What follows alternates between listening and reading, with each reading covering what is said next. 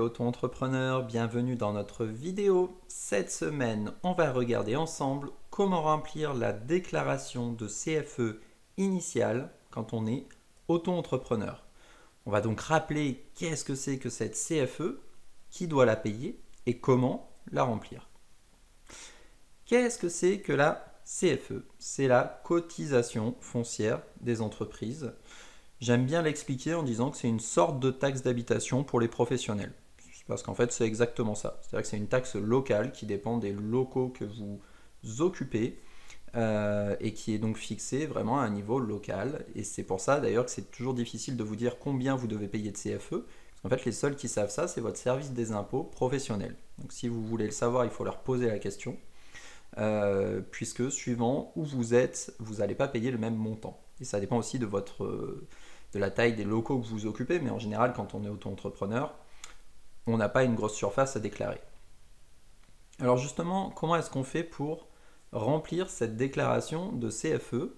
Puisqu'en fait, quand on crée son entreprise, on reçoit un papier des impôts professionnels qui s'appelle donc la déclaration initiale de CFE, et dans laquelle on doit donner des indications sur nos locaux pour qu'ils puissent nous taxer. Alors, tous les entrepreneurs et auto-entrepreneurs, du coup, doivent remplir cette déclaration quand ils créent leur activité.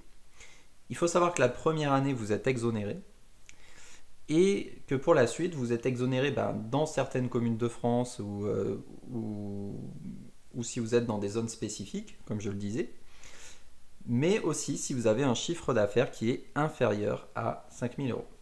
Donc globalement, il y a pas mal de cas où vous pouvez en être exonéré, mais normalement, vous la payez. Et en gros, ça se compte en centaines d'euros par an. Comment est-ce qu'on la remplit, cette fameuse déclaration? Eh bien, en fait, c'est beaucoup plus simple qu'on pourrait le croire, parce qu'il y a énormément de cadres, c'est un peu intimidant, on se dit mais ça ne me concerne pas. Et justement, la bonne nouvelle, c'est que comme il y en a beaucoup qui ne vous concernent pas, en fait, c'est assez simple à remplir.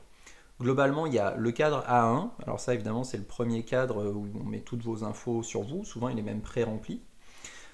Ensuite, vous avez une case en A2 qui vous permet de dire justement que vous n'avez pas de locaux et donc que vous avez juste une toute petite surface, qui peut être en gros la surface de votre bureau, voilà, 8 ou 12 mètres carrés, voire encore moins si vous avez encore un plus petit bureau. Ensuite, vous avez une partie donc en B1 à remplir, donc les cases 1, 6 et 8 en l'occurrence, et la case 4 du cadre B2, juste pour rappeler que vous êtes micro-entrepreneur. Et en cas de création, vous avez aussi une case en C1.3. Donc en général, la déclaration initiale, c'est justement au moment de la déclaration.